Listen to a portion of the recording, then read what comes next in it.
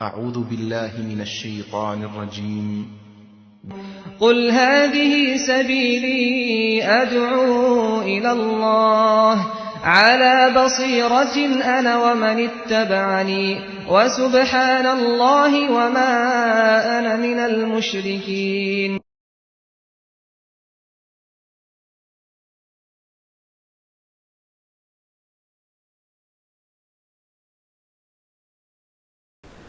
إن الحمد لله نحمده ونستعينه ونستغفره ونعوذ بالله من شرور أنفسنا ومن سيئات أعمالنا من يهده الله فلا مضل له ومن يضلل فلا هادي له وأشهد أن لا إله إلا الله وأشهد أن محمدا عبده ورسوله أرسله بالحق بشيرا ونذيرا.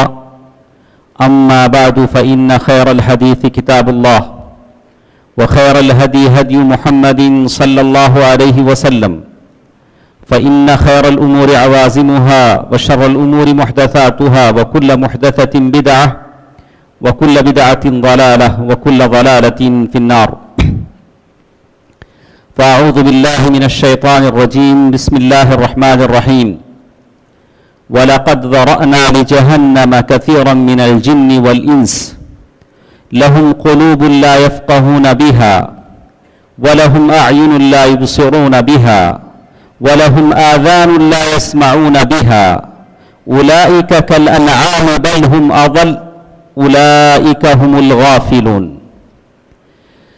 محترم حضرات، سورۃ الاعراف آیت نمبر 179 جو میں نے آپ کے سامنے تلاوت کی، اللہ تبارک و تعالی فرماتے ہیں وَلَقَدْ ذَرَأْنَا لِجَهَنَّمَ كَثِيرًا مِنَ الْجِنِّ وَالْإِنسِ، ہم نے جنوں میں سے، انسانوں میں سے بہت سارے لوگوں کو جہنم میں ڈالنے کے لیے پیدا کیا ہے.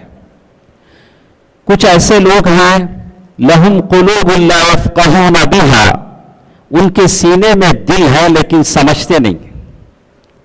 وَلَهُمْ أَعْيُنٌ لَا يُبْصِرُونَ بِهَا، اور ان کی آنکھیں ہیں لیکن دیکھتے نہیں ہیں، اندھے ہیں.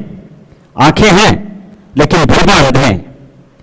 وَلَهُمْ آذَانٌ لَا يَسْمَعُونَ بِهَا، ان کے کان ہیں لیکن دل بھی بہرے ہیں، بوڑے ہیں.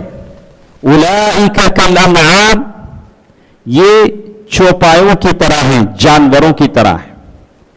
بل ہم اضل، یہ جانوروں سے بھی بدتر ہیں، اور یہی لوگ حقیقت میں غفلت میں ہیں.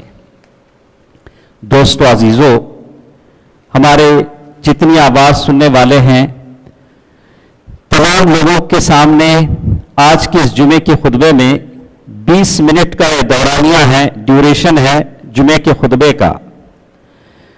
ایک ضروری بات ہے جو کرونا وائرس کووڈ-19 سے جڑی باتیں ہیں.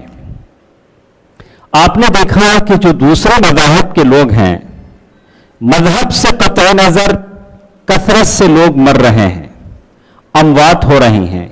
یہ ہم لوگ دیکھ رہے ہیں، سن رہے ہیں، کوئی انکار نہیں کر سکتا ہے، کوئی انکار نہیں کر سکتا.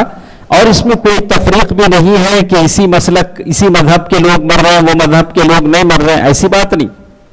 کہا سارے لوگ مر رہے ہیں. تو آپ نے دیکھا کہ جو دوسرے مذاہب کے لوگ مرتے ہیں ان کو جلا دیا جاتا ہے، اور جو دفن کرنے والے ہیں محکمے نے، عدالتوں نے فیصلے دیے ہیں کہ ہمارے پاس جگہ نہیں ہے، آپ اپنے صحن میں دفنا لیجئے، آپ اپنے کھیتوں میں دفنا لیجئے، ہمارے پاس جگہ نہیں. اب بات آتی ہے مسلمانوں کی. ہم مسلمان کیا کریں؟ ہم مسلمان کیا کریں؟ ہمارے قبرستان سارے بھرے ہوئے ہیں، قبرستان سارے بھرے ہوئے ہیں. اور قبرستان بھرنے کا ایک سبب یہ ہے کہ لوگوں نے اپنے پہلے لوگوں کی قبروں پر اونچی اونچی عمارتیں بنا لی ہیں، مزارات بنا لیے ہیں، اور قبرستانوں میں جگہ نہیں ہے. اللہ نہ کرے کہیں نوبت نہ آ جائے کہ حکومت کہے کہ تم اپنے میتوں کو جلا دو، اس لیے کہ دفنانے کے لیے جگہ نہیں. آج کے اس جمعے کے خطبے میں ہم دیکھتے ہیں کہ ہماری شریعت کیا کہتی ہے. سب سے پہلی چیز امام مالک رحمہ اللہ نے کہا لا اصلح هذه الامه الا بما صلح بها اولها. یہ امت اگر سدھر سکتی ہے تو اسی وقت ویسے ہی سدھرے گی جیسے پہلے لوگوں نے سدھارا ہے. پہلی امت جو سدھری ہے ویسے یہ امت بھی سدھر سکتی ہے، لیکن کیسے؟ پہلے لوگوں کے طریقے پر چلیں تب. اسی لیے سلف نے کہا ما بدل الدین ما افسد الدین. یہ جو دین بگڑا ہے کن لوگوں سے بگڑا ہے؟ الا الملوک، بادشاہوں نے دین کو بگاڑا ہے. وعلماء السوء، باطل پرست علماء نے، لوگوں کو مس گائیڈ کرنے والے علماء نے جو بڑے بڑے القاب لگائے ہوئے ہیں، جن کے نام کے پہلے 10 ٹائٹل بعد میں 10 ٹائٹل لگتے ہیں. وعلماء السوء. 2 والرہبان، یہ صوفیہ، یہ تینوں کیٹیگری کے لوگوں نے دین کو بگاڑا ہے. سبحان اللہ. آپ کے سمجھ میں آئی؟ کہا کہ ما افسد الدین الا الملوک وعلماء السوء ورہبانها. یہ 3 قسم کے لوگوں ہیں جنہوں نے دین کو بگاڑا ہے. پہلی شریعت میں پہلے لوگوں کی تاریخ میں ہم پڑھتے ہیں، تھوڑا سا احساس ہوا کہ لوگ فلاں درخت کے نیچے بیٹھ رہے ہیں اس لیے کہ اللہ کے نبی صلی اللہ علیہ وسلم نے اس درخت کے نیچے صحابہ سے بیعت لی، تو عمر رضی اللہ تعالیٰ عنہ نے کہا کہ اس درخت کو کاٹ دیا جائے کہ ایسا نہ ہو کہ بعد میں وہ تبرک نہ بن جائے، لوگ وہاں تبرک کا ذریعہ نہ بنا لیں. تو دوستوں عزیزو، آج جو ہمارے پاس قبرستانوں میں جگہ نہیں ہے، سب سے بڑی وجہ یہ ہے کہ قبروں پہ جو مزارات بنائے گئے ہیں ان مزارات کو ختم کر دیا جائے، ان مزارات کو لوگ ڈھا دیں تاکہ سنت کے مطابق ہو. ہم آج فلسطین کی حالت دیکھتے ہیں، یہودیوں کے لیے قنوت نازلہ میں دعا کرتے ہیں اللہم دمر اعداء الدین اللہم خذہم اخذ عزیز مقتدر. ہم یہودیوں کے لیے بد دعائیں کرتے ہیں، صحیح بات ہے، کرنی چاہیے، لیکن کیا ہم دیکھتے ہیں میرے نبی صلی اللہ علیہ وسلم نے کہا تھا لعن اللہ اليہود والنصارى اتخذوا قبور انبیائهم مساجدا. اللہ تعالیٰ یہود و نصارہ پر لعنت کرے، انہوں نے اپنے انبیاء کی قبروں کو مسجد بنا لیا تھا، وہاں سجدے کرتے تھے، وہاں طواف کرتے تھے. تم ایسا مت کرو. ارے یہ کیسی ڈبل پالیسی ہے.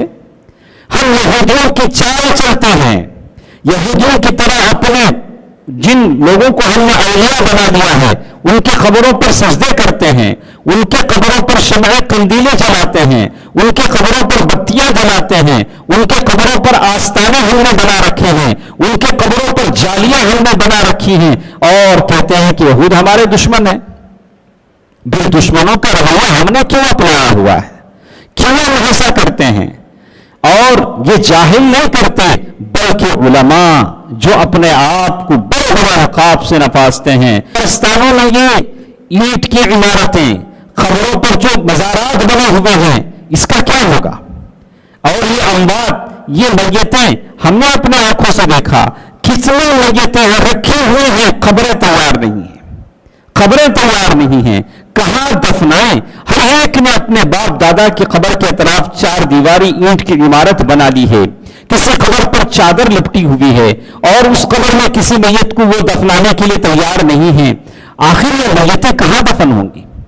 اور ایک چیز جو لوگ کہتے ہیں کہ ہر قبر سے 70 مردے نکلیں گے، آپ نے سنا ہوگا ہر قبر سے 70 مردے نکلیں گے. کوئی حدیث نہیں ہے، کوئی ثبوت نہیں ہے. لوگ بولتے ہیں 70 سے زائد میں نکل سکتے ہیں، لیکن اپنے دادا کی قبر میں کسی کو دفنانے کو تیار نہیں. بولتے تو ہیں لیکن دفنانے کو تیار نہیں ہیں. لیکن اب کے حالات میں ضروری ہے قوم کے علماء، قوم کے دانشوران سر جوڑ کر بیٹھیں، شریعت کے مطابق اپنے قبرستانوں کو بنائیں جہاں کوئی پختہ قبر نہ ہو، کوئی ایسی قبر نہ ہو. یہ جو نیا سسٹم قبرستان والوں نے دے رکھا ہے، دفنانے کے لیے میت کے گھر والوں سے 30,000 40,000 لاکھ 2 لاکھ روپے لے لیتے ہیں اور وہ جگہ ان کی خاص ہو جاتی ہے اور اس جگہ میں وہ کسی کو دفنانے نہیں دیتے. قبرستان ایک عام جگہ ہے, وہاں کسی کو ملکیت بنانے کا اختیار نہیں ہے, وہ سارے مسلمانوں کا حق ہے. دوستو عزیزو, اس کا سب سے بڑا سبب قبر پرستی ہے. یہ جو خبریں بنیں گی, سب سے پہلے جیسے قبر پرستی کب شروع ہوئی؟ نوح علیہ السلام کا زمانہ تھا. قال نوح الرب انهم عصوني واتبعوا من لم يزده ماله وولده الا خسارا. انہوں نے کہا کہ اے میرے رب, انہوں نے میری نافرمانی کی اور ان کی اتباع کی جو ان کے مالوں میں خسارے کا مطلب بات ذکر کرنے کے. وَمَكَرُوا مَكْرًا كُبَّارًا وَقَالُوا لَا تَذَرُونَ, اور انہوں نے کہا کہ دیکھو تم جو تمہارے بت ہیں وہ سوا یغوث, ان سے چمٹے رہو, ان کی پوجا پرستش ہرگز مت چھوڑو. نوح علیہ السلام کے زمانے سے یہ قبر پرستی شروع ہوئی.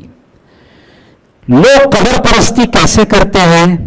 ایک قبر کیسے شرک اور بت پرستی کی آماجگاہ بن جاتی ہے کہ سب سے پہلے شیطان انسان کے پاس آتا ہے, آ کر کہتا ہے کہ دیکھو فلاں قبر کے پاس جا کر دعا کرو, تمہاری دعا جلدی قبول ہو جائے گی. اب وہ قبر کے پاس پہنچتا ہے, بڑی ذلت کے ساتھ عاجزی کے ساتھ دعا کرنے لگتا ہے. اللہ اس کی دعا کو قبول کر لیتا ہے. کیوں قبول کرتا ہے؟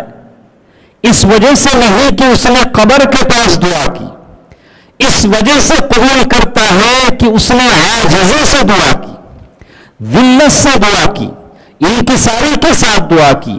یہی انکساری ذلت اور عاجزی سے کسی سنیما تھیٹر کے پاس, کسی شراب خانے کے پاس بھی وہ دعا کرے گا تو اس کی دعا ضرور قبول ہو جائے گی. تو معلوم یہ ہوتا ہے کہ شیطان اسے بہکاتا ہے. یہ پہلا لیسن ہے, سبق ہے جو شیطان دیتا ہے. اس کے بعد ایک دوسرا سبق شیطان اسے دیتا ہے کہ دیکھو پہلی مرتبہ تمہاری دعا قبول ہو گئی, اب کیا کرو, تم جب بھی دعا کرو قبر والے کے طفیل سے, قبر والے کے طفیل سے مانگو اور اس قبر والے کی قسم دو اللہ کو. کتنی بڑی بات ہے کہ قبر والے کی قسم اللہ کو دے رہا ہے, اس قبر کی قسم یا اللہ میری دعا کو قبول فرما. سبحان اللہ. یہ دوسرا سبق ہے جو اسے ملتا ہے. اور تیسرا سبق شیطان یہ دیتا ہے کہ دیکھو ایسا کرو, جب تمہاری ساری دعائیں قبول ہو رہی ہیں تو اب اللہ سے مانگنے کی ضرورت ہی نہیں. اب کچھ بھی مانگو تو کس سے مانگو؟ اس صاحب قبر سے مانگو. صاحب قبر سے مانگنے لگتا ہے اور شرک کے دلدل میں پھنس جاتا ہے. اور یہ سبب ہے ان قبروں کو اس طرح سے بنانے کا. اور جب بھی کسی قبر پر مزار بناتا ہے, اینٹ اور گارے کی عمارت بناتا ہے, کوئی چادر ڈال دیتا ہے, تو دیکھنے والوں کو لگتا ہے کہ یہ قبر کیا ہے. آپ اب ہم قبرستان میں جاتے ہیں, بہت ساری قبریں معمولی ہیں, نام و نشان ہے, لیکن کسی قبر کو ہم دیکھتے ہیں بڑا سا کتبہ لگا ہوا ہے. کتبہ کے معنی سلیٹ, اس پر مرثیہ لکھا ہوا ہے, کل من علیہا فان. آیت صحیح ہے لیکن استعمال غلط ہے. کہا کہ اس پر بہت ساری چیزیں لکھی ہوئی ہیں, ایک بڑی سبز چادر اور 2-4 بتیاں بھی ہیں, تو دیکھنے والوں کو لکھتا ہے او بڑے صاحب کمال اندر ہیں. اس قبر میں کیا ہے؟ صاحب کمال ہے. 2-4 دن کے بعد اس قبر کے طواف شروع ہو جاتے ہیں, وہاں عرس میلہ لگنے لگتا ہے, وہاں جانور ذبح ہونے لگتے ہیں. سبحان اللہ. یہی شرک کی وبا پھیلنے لگتی ہے. تو اب ان حالات میں ضرورت اس بات کی ہے کہ ہم ان چیزوں کو ختم کریں, ہمارے قبرستان شریعت کے مطابق ہوں. اللہ کے نبی صلی اللہ علیہ وسلم, بہت سارے حدیثیں ہیں. ام سلمہ رضی اللہ تعالیٰ عنہ نے کہا کہ کہتی ہیں, عائشہ رضی اللہ تعالیٰ عنہ فرماتی ہیں ہم سارے بیٹھے ہوئے تھے. ام سلمہ رضی اللہ تعالیٰ عنہ نے اور المؤمنین عائشہ رضی اللہ کے نبی صلی اللہ علیہ وسلم سے کہا کہ ہم نے حبشہ میں دیکھا کہ وہاں بہت ساری تصویریں لگی ہوئی تھی. اللہ کے نبی صلی اللہ علیہ وسلم نے فرمایا کہ یہ یہود و نصارہ کی عادت ہے کہ وہ قبروں کو عبادت گاہ بناتے ہیں, ایسا مت بناؤ. دوستو عزیزو، میں نے آپ کے سامنے شیطان جس طرح انسان کو ورغلاتا ہے یہ باتیں میں نے کہیں، اس کے روکنے کے لیے اسلام نے کن چیزوں کا ہمیں حکم دیا؟ تو کہتے ہیں نمبر 1 عبداللہ جندب بن عبداللہ البجلی رضی اللہ تعالی عنہ، وہ کہتے ہیں کہ اللہ کے نبی صلی اللہ علیہ وسلم نے قبر کو مسجد بنانے سے منع فرمایا، یعنی سجدگاہ بنانے سے۔ اسی لیے عائشہ رضی اللہ تعالی عنہ فرماتی ہیں کہ اللہ کے نبی صلی اللہ علیہ وسلم کے دفن کے وقت اختلاف پیدا ہوا کہ کہاں دفن کیا جائے۔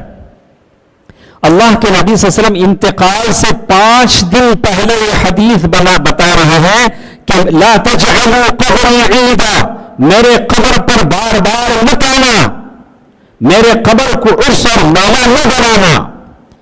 تو اللہ کے نبی صلی اللہ علیہ وسلم کو ام المؤمنین عائشہ رضی اللہ تعالی عنہ کے کمرے میں دفنایا گیا، اس ڈر سے کہ اگر یہ قبر باہر ہوتی تو لوگ اس کو سجدگاہ بنا لیتے اور وہاں قبر کا طواف کرنے لگتے۔ سمجھ میں آئی بات؟ اسی وجہ سے ام المؤمنین عائشہ رضی اللہ تعالی عنہ کے حجرے میں یہ قبر دفنائی گئی، پہلی چیز۔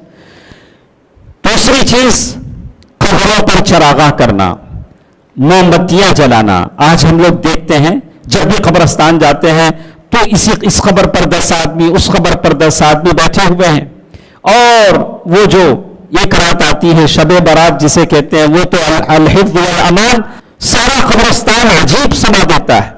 آدمی سوچنے لگتا ہے کہ میں شہر خاموشہ میں ہوں یا کسی میلے یا عرس میں آیا ہوں۔ سبحان اللہ، سبحان اللہ۔ اور اس طرح کی شرک کے یہ لگے ہوئے ہیں بازار۔ ہم اللہ تعالیٰ سے دعا کر رہے ہیں، اللہ اس وبا کو اٹھا لے، بیماری کو اٹھا لے، ہم پر رحم فرما۔ اللہ کا رحم کیسے ہوگا؟ ہم اپنے آپ کو نہ بدلیں، اللہ تعالیٰ ہم پر رحم کیسے کرے گا؟ تیسری چیز، قبروں کو پختہ بنانا، اینٹ اور گارے کی عمارت بنانا یا خیمے لگانا یا جالیاں لگانا، یہ ساری چیزیں شریعت اس کی اجازت نہیں دیتی۔ اللہ کے نبی صلی اللہ علیہ وسلم کی قبر مٹی کی تھی اور سرحانہ ایک اینٹ اس لیے رکھی گئی تھی کہ معلوم ہو کہ یہ قبر ہے، قبر کا احترام ہے، قبر پر بیٹھنے سے منع کیا گیا ہے، اس لیے کہ آگ کے انگارے پر بیٹھنا بہتر ہے قبر پر بیٹھنے سے، منع کیا بتایا گیا کہ یہ قبر ہے۔ اور اسی طرح ایک اور چیز بتائی گئی کہ قبروں پر تختیاں لگانا، سلیٹ لگانا، پتھر لگانا، اسی طرح قبر پر حد سے زیادہ مٹی ڈالنا۔ قبر جب کھودی جاتی ہے تو اس کی مٹی نکالی جاتی ہے، اور جب میت کو رکھا جاتا ہے تو میت کی جو ایکوپینسی جو جگہ ہوتی ہے اتنی مٹی تو بچ جاتی ہے، میت جو اندر ڈالی جاتی ہے تو اتنی مٹی ایکسٹرا ہو جاتی ہے، تو اتنی ہی مٹی آپ کو قبر پر ڈالنی پڑے گی، اس سے زیادہ مٹی نہیں، اس سے زیادہ مٹی نہیں۔ الا سویتہ، اور آپ قبر کی مٹی کو برابر کریں گے کہ دوسرے قبروں میں اس قبر میں کوئی ڈفرنس نہ ہو، فرق نہ ہو، سارے قبر یکساں۔ اور شیخ ابن عثیمین رحمہ اللہ نے سویتہ 2 تفسیر بیان کیا، کہا کہ جیسے اللہ نے قرآن میں کہا کہ اللہ نے زمین کو بنایا اور اس کو سوا برابر کیا، تو زمین بالکل برابر ہونی چاہیے۔ تو یہ چند باتیں تھیں جو اس موضوع سے متعلق تھیں۔ میری آپ تمام حضرات سے گزارش ہے کہ ہم ان حالات میں جہاں قبر میتوں کو دفنانے کے لیے جگہ نہیں ہے، اور آج آپ دیکھ رہے ہیں کہ جو لوگ کورونا وائرس میں مر رہے ہیں، کبھی آپ قبرستان چلے جاتے ہیں تو کبھی اپنے کسی عزیز کی قبر دیکھ لیتے ہیں تو آپ دعا کرتے ہیں، لیکن جو لوگ اس طرح دفن ہوتے ہیں کنارے قبرستان کے کبھی جانے کا بھی اتفاق نہیں ہوتا، اور یہ ضروری نہیں، لا تشد الرحال، اس لیے کہ ثواب کی نیت سے اس مقصد سے آپ نہیں جائیں گے، کسی مقصد سے جنازے کی تدفین کے لیے گئے، آپ میتوں کے لیے استغفار کر سکتے ہیں۔ تو میں تمام حضرات سے کہوں گا، خاص کر ان لوگوں سے جو قبرستانوں کے ذمہ دار ہیں، اپنے قبرستانوں کو شریعت کے مطابق بدلیں۔ قبروں کی یہ حالت ہوگی، اس طرح کی عمارتیں بنیں گی، چادریں چڑھیں گی تو یہ تمام بدعت اور خرافات جنم لیں گی. وہاں سجدے بھی ہوں گے، طواف بھی ہوں گے، جانور بھی ذبح ہوں گے، بتیاں بھی جلیں گی اور چراغاں بھی کریں گے، چادریں بھی چڑھیں گی. ان تمام بیماریوں کا ایک ہی علاج ہے کہ قبروں پر عمارتیں نہ بنائی جائیں، تاکہ جو لوگ کثرت سے مر رہے ہیں ان کو قبر مل سکے، ان کو خبر مل سکے اور وہ بھی زمین میں دفن ہو سکیں. اگر اس طوفان کو ہم نے نہیں روکا تو اس سے خطرناک نتائج کا سامنا ہم کو کرنا پڑے گا. کہاں لے جائیں گے ہم اپنے میتوں کو؟ اور بہت سارے قبرستان بھر چکے ہیں، اور ایک غریب اتنا تو نہیں دے سکتا کہ فلاں قبرستان بڑا اسپیشل ہے، وہاں جو ولی ہیں ان کی ساری کرامات سارے قبروں پر ہوتی ہے، اس لیے یہاں دفنانے کا ریٹ زیادہ ہے. اللہ اکبر. یہ وہ لوگ ہیں جو قبروں کو بھی بیچ کر کھاتے ہیں. تو ان تمام چیزوں کو روکنا ضروری ہے تاکہ شریعت کے مطابق ہم اپنے قبرستانوں کو بدلیں. دوستو عزیزو، آج عید کا موقع پر یہ کڑوی اور تلخ باتیں مجھے کہنی پڑی، اس لیے کہ اللہ کے نبی صلی اللہ علیہ وسلم کی سنت ہے کہ جب جو ضرورت ہے، لا يجوز البیان عن وقت الحاجہ، تاخیر البیان عن وقت الحاجہ، جب جس چیز کی ضرورت ہوتی ہے اس چیز کو بتانا میرے نبی صلی اللہ علیہ وسلم کی سنت ہے. میں نے آپ کو بتایا ہے. اللہ تعالیٰ سے دعا ہے کہ اللہ تعالیٰ مسلمانوں کو ہدایت دے. اللہ ہم تمام کے مرحومین کی مغفرت فرما. یا اللہ ان کے قبروں کو نور سے بھر دے. یا اللہ ہم تمام مسلمانوں کی اصلاح فرما. یا اللہ فلسطین کے مسلمانوں پر رحم فرما. یا اللہ ظالموں کو پکڑ لے. یا اللہ ظالموں میں اپنی قدرت کی نشانیوں کو بتلا. یا اللہ وہ مسلمان جنہوں نے اپنوں کو کھویا ہے، یا اللہ انہیں صبر دے. یا اللہ انہیں حوصلہ دے. یا اللہ تمام مسلمانوں کی مدد فرما. آمین. صدق اللہ العلی العظیم ونفعنی وإياکم بالآیات والذکر الحکیم. انہ تعالی جواد ملک کریم والرؤوف الرحیم.